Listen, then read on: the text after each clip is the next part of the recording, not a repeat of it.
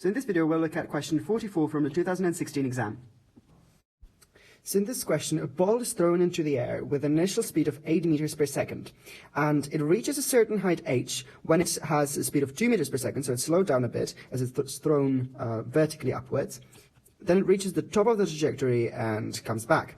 And there are two quantities, which we are supposed to find. First of all, the height, which it is at when it has this speed, 2 meters per second, on the way up, and then the time it takes to get back to this height on the way back.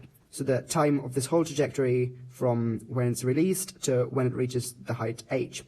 And whenever we see anything with different speeds at different heights, that really sounds like we should use conservation of energy. So we'll set the gravitational potential energy to be 0 here at the bottom of the trajectory.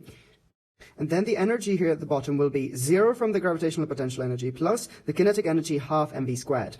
Just for clarity, let's call the speed v and the speed u. And by conservation of energy, this now has to equal half mu squared, the kinetic energy at that new height, plus mgh. And as the masses cancel, we can isolate h and get v squared minus u squared divided by 2g.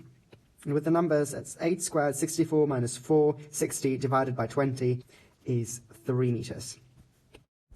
And to find the time taken to reach this height, we'll have to use one of our Subat equations for the distance traveled during a uniformly accelerated motion, just with a slight alteration because quite unwisely I called the initial speed v instead of the traditional u, so now it's vt plus half at squared, but it's just letters.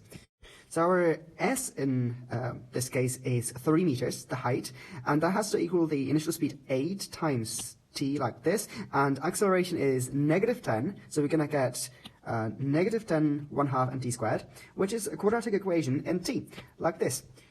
And this equation has two solutions, either 0.6 seconds or 1 second. And that shouldn't surprise us at all, because the height h, 3 meters, is reached twice, first on the way up after 0.6 seconds, and then on the way back at time equals 1 second. And we're asked to find the second time, so 1 second is our correct answer. And along with 3 meters, that will give us option G.